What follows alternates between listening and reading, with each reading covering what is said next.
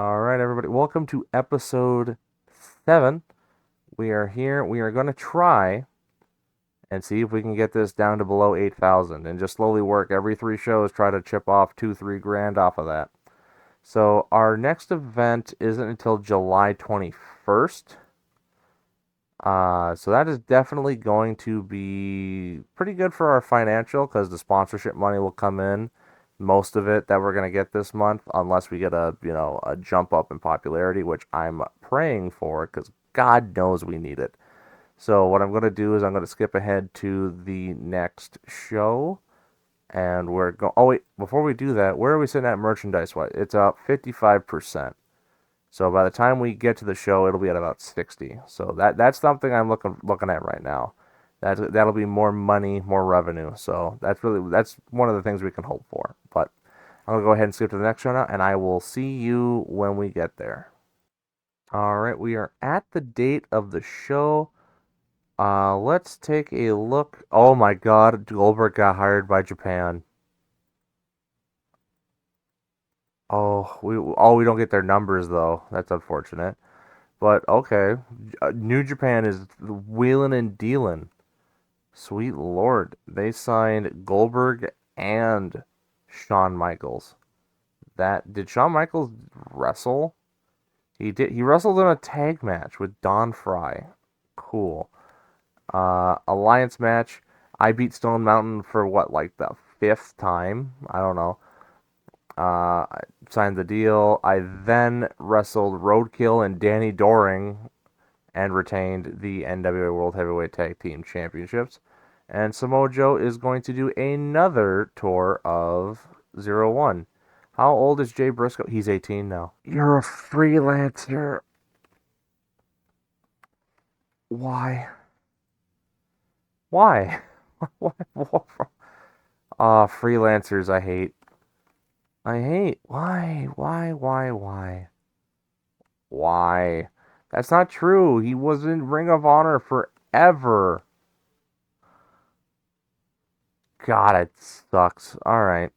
Well, other than that, everything appears to be hunky dory in the mail area. No big news or anything that it looks like. Let's head to our finances. Oh, they've already made $800.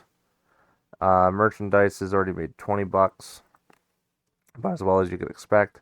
Size is the same. Merchandise is at 62.5%. I think we're pretty good to just go ahead and begin the show. So let's go ahead and do that. No one's getting the net off. Venue. Oh, it's going down again. That's because the economy's falling. The wrestling industry's coming up, but on the other hand, the economy's falling, so less people are going. Beth Phoenix isn't coming. That's fine. Booking stuff. I don't need to worry about that. Locker room incidents. Prince Iakea. Okay, he's just here. I mean, he's got good stats. He's $90 though. I mean, I don't. I mean, yeah, sure, let him in. I don't necessarily mind. Low key, we're finding you. You can't be getting mad at people. Paul London and April Hunter have begun the date. Oh, me and Prince Iakea are doing pretty well. Cole Cabana and Paul London really helped create a fun and relaxed atmosphere after somehow finding a karaoke machine and started an impromptu pre-show competition. Their over-the-top duet was the highlight, according to those in attendance. I just have them singing Baka Mitai in my head. Like, that's really it. Simon Diamond does his thing, and that is it. We're not going to address the locker room. We are. Oh, okay. Well, I just gotta go ahead and figure out something here. I got a plan. I'm just gonna tell you right now. It involves these two. Give me those titles. You stay there. But you'll see it when I get done and when I meet you again. Alright, and here we go at the beginning of weekly event number 15, held in front of 95 people. we've been pretty steady at that number, 95, 94, 96 in that area. Haven't gone up or down, which is unfortunate, but I digress. We have Simply Luscious versus Alexis Lurie. This time the match is set up how it's supposed to be, and Alexis Lurie, or at least the aim of the match anyway. Alexis Lurie wins, beating the NWA World Women's Champion with a Tornado DDT. Which, I mean, I think you can assume that Alexis Lurie could probably get a world title shot. We head to Out come Air Paris and AJ Styles, the NWA Tag Team Champions. Air Paris, newly acquired talent for the show.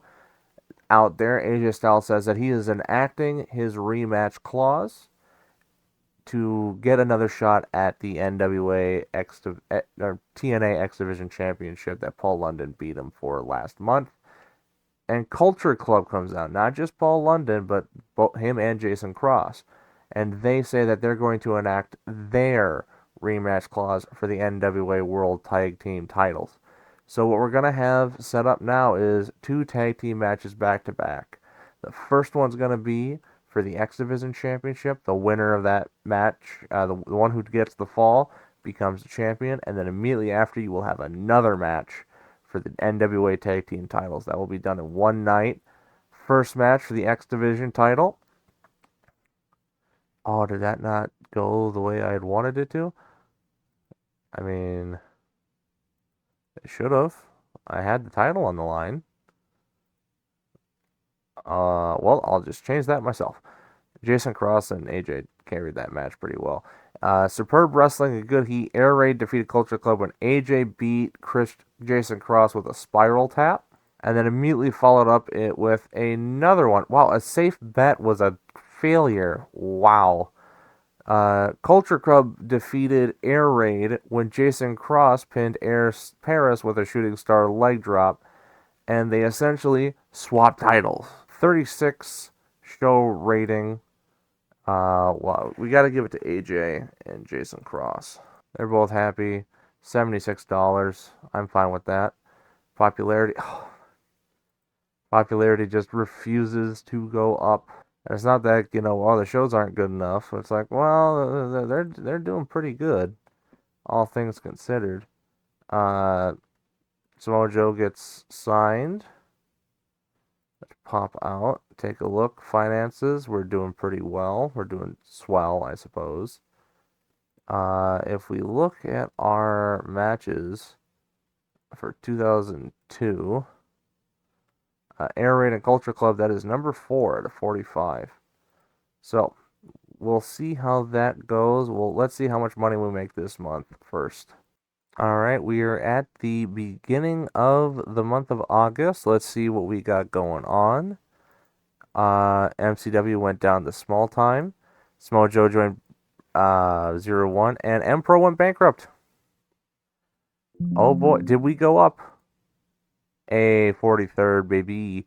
Oh, we made more money. 785. We are below 10 grand. Oh, thank God. We are slowly but surely digging ourselves out of a hole. I just realized we're paying taxes. Not a lot, but we're paying taxes. So, yeah. Oof. But yeah, that is definitely a good sign. We are still...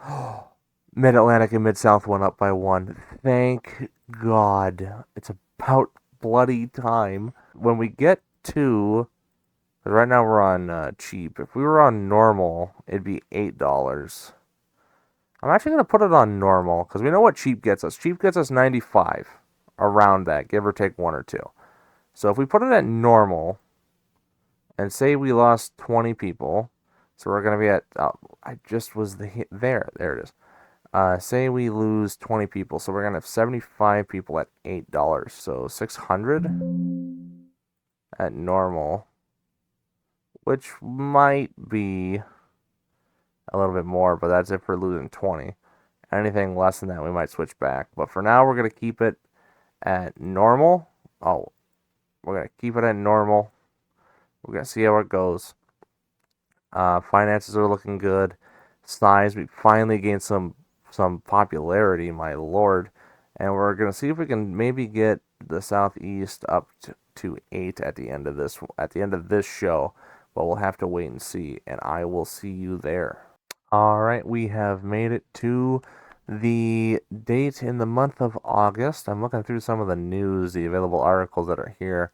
Not a lot that really pique my interest at all, so I'm just going to ignore them.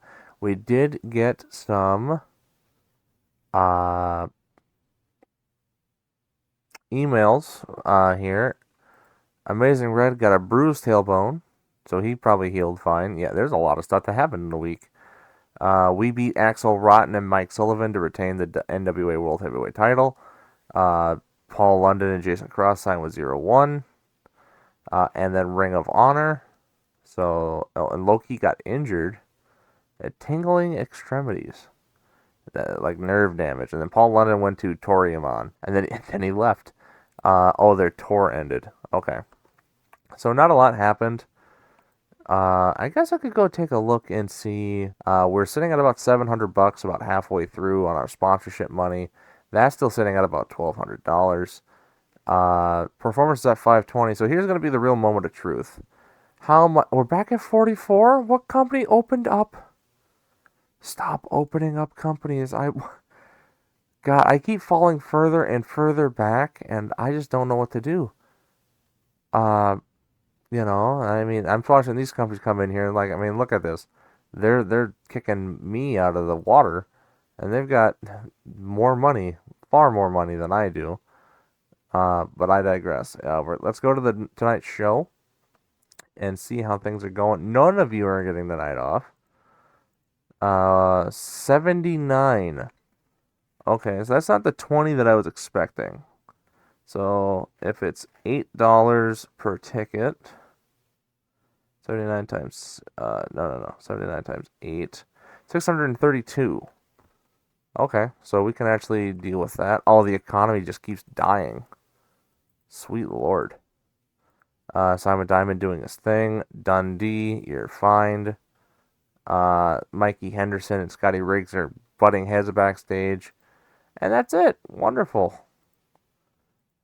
They're all hating each other. Is my backstage toxic yet? Nope, you're fine. Loki argued with a fan that happened last week. They're still mad about it now. We begin. Oh no. Tell me that wasn't Cena that did that. In front of 79 people, so yeah, a little less, a smaller crowd than before, but it'll make us more money than before. Decent brawl. John Cena beats Monty Brown when Monty Brown was disqualified when Abyss ran in and attacked John Cena. 22 match rating. Monty Brown was rusty, but that will soon go away once he's got a few more matches under his belt. And Monty Brown and John Cena have good chemistry. All right, that's good. That's exactly what we were kind of hoping for. Then after that, you have Abyss, John Cena, and Monty Brown all fighting each other in the ring. What you have after that, as Abyss is trying to attack John Cena is trying to attack Abyss, or trying to defend himself from Abyss. Monty Brown's there, and he gets involved because he's not happy about being costed a match, because of this guy showing up and screwing it over for him. So what he does instead is he starts fighting both of them. I'm going to beat Abyss because you just screwed me, and I'm going to beat Cena because I can beat you. So they end up having a big fight. Security comes out, has to separate them, and that is the end of the segment. Following that, where was that? There was supposed to be an angle before that. This might go out of order, but essentially the same thing. So is the angle? Oh, yep, the angle was before. So angle. AJ Styles and Eric Paris come out. They demand a rematch for the NWA Tag Team Championships. London and Cross come out. They explain that Paul London deserves a shot at the TNA X Division title again. And while they're arguing about that, Simon Diamond makes his return. Hasn't been seen in this company for a long time. And he says, yeah, me and Jamie Dundee won the titles way back when, and we never got our shot to go back at it again.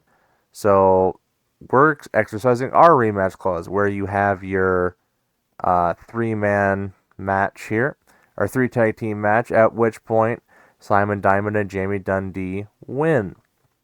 Now up next you've got Alexis Lurie versus Simply Luscious for the NWA World Women's Championship, and Alexis Lurie wins the match, getting a 33 match rating, and we end the night with an X Division Championship match. Again, double booked for the second month in a row. AJ Styles and Paul London. So now AJ Styles wins this match 47-61. Wow. And that ends the show with a 42. Address the locker room. Yeah, bring down AJ. Is there anybody else that I want to give a bonus to? I'm currently thinking maybe Cena, but I think Simon Diamond. Simon Diamond hasn't been around forever, so that's what I'm thinking I'm gonna do. Injury: Monty Brown just got punched in the face. He'll be fine. Financial report: yeah, I knew that was gonna be a little much. With everything we got there, we were able to pay that off. Yes, all right, that finally got us up to 8, which is what I wanted, and we should be making good money. Oh, we got some email. Paul London is gone from Toriyomon, which happened yesterday. Monty Brown got hurt yesterday. He won't miss any dates. I think that's it. Loki just had, tingling extremities, nothing else. So that is that. If you go here, extremely positive, great show. We are currently only making $100, but with the sponsorship money rolling in, we should be doing pretty well. So I'm gonna jump ahead to the end of the month, and I will see you at that time. All right, we are here at the beginning of September. We're already here. It feels like hardly any time has passed. We've only ran 8 shows this year so far, which feels weird. It feels like we should be doing more. Petey Williams, I'm gonna bring you in, and then I'm gonna hope that you end up doing what Bobby Roode did, and you're gonna move down here. Simon Diamond and Jamie Dundee signed twice with 0-1. I signed with ECCW, beat Christopher Daniels and Michelle Starr. Was there a woman in that match, or is that a dude's name?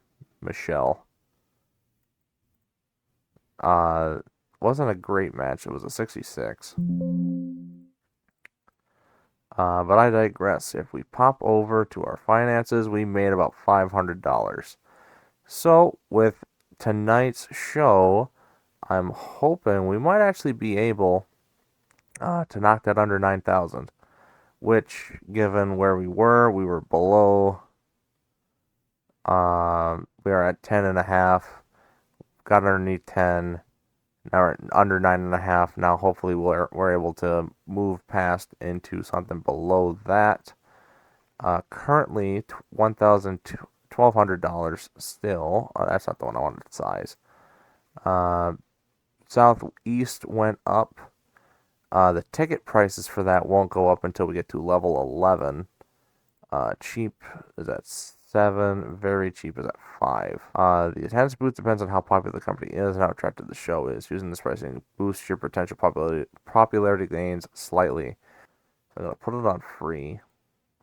At least for this next show. We'll see how that goes. If it goes well, then we'll keep it there. If we gain some popularity, we'll do it a couple more times. We're making about $1,200, and based on everything, if you take out the ticket sales, we're still, if you go all the way back here, we'd be losing money, making a small amount, losing money, making a small amount, making about 170, losing, making money, losing money. So we're kind of running the gambit there. But doing it for one show shouldn't be an issue. On the day of the show, FMW is dealing with bankruptcy problems. Oh my God. They're $10 million in the hole? Can I look at your finances? You're making money. What did you do? $10 million? Narratives? Oh, there are narratives in the game that kill your wallet? What? Oh, okay. That's a little concerning. Luckily for me, this is a brand new thing that they're not going to be able to, force me into debt. Thank God. Other than that, Torioman is also taking a financial warning. So, yeah, a lot of companies are facing dire financial straits. Thank God I'm not one of them, right? Well, time to start the show. All right, we're going to be losing so much money. Tonight's venue, 123 fans. The economy and the wrestling industry have merged. They've met at the same spot. We will not do anything with the booking. April Hunter came to you with an idea for a creative finish, and Simon Diamond doing his thing. Loki caused heat with Petey Williams when he kept being openly critical of his in-ring work. Warning. Nothing happened. Cool. Mikey Henderson was brought before the wrestler's court for failing to pick up his share of the tab at the bar. He was found guilty and sentenced to buy drinks for everyone after the show. CM Punk was clearly not happy with Colt Cabana, apparently irritated by the morale officer's team building efforts. But they're friends. At least in this game they are. And at the beginning of weekly event number 17 in front of 123 non-paying customers, Lacey gets defeated by April Hunter in about 8.5 minutes with a moonsault.